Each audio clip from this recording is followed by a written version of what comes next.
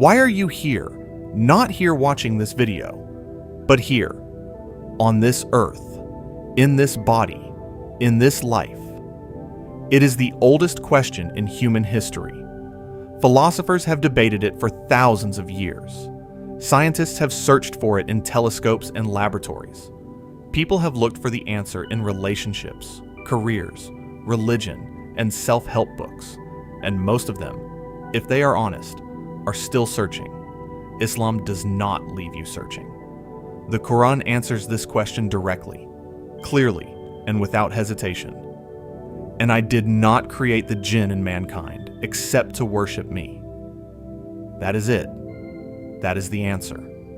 You were created to worship God.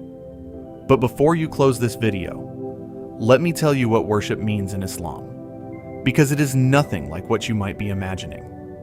In Islam, worship is not just prayer. It is not just rituals and religious ceremonies. Worship in Islam is a complete way of living. When you wake up in the morning and say thank you to God, that is worship. When you are honest in your business dealings, that is worship. When you smile at a stranger, that is worship. When you take care of your body, your family, your community, that is worship. When you seek knowledge, that is worship. Every single action in your life, no matter how small, can become an act of worship if it is done with the right intention, with the awareness that God is watching, that you are accountable, that this life is not random and it is not meaningless. And this is where Islam answers something that science simply cannot. Science can tell you how the universe works. It can describe the mechanisms of life with breathtaking detail, but it cannot tell you why any of it matters. It cannot give you a reason to be good when no one is watching. It cannot explain why love feels sacred or why injustice feels unbearable. Because those questions are not scientific questions. They are spiritual ones, and Islam answers them completely. You matter because you were created intentionally by a God who knew your name before your parents did. You were not an accident of chemistry.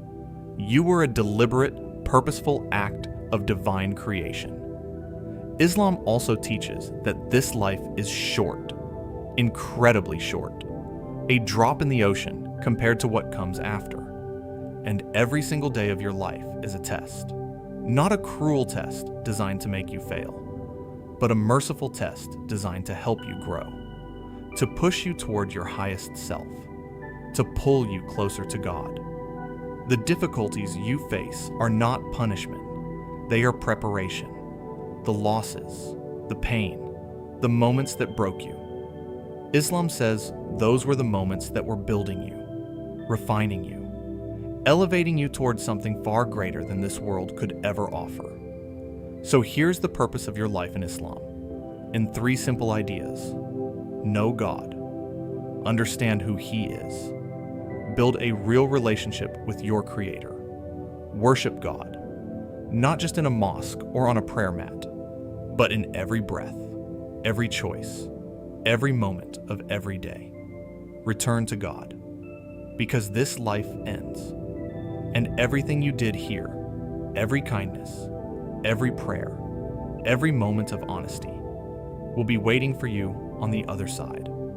If you have spent your life feeling like something was missing, like no answer was ever quite enough, maybe it is because you were looking in places that were never designed to hold the answer.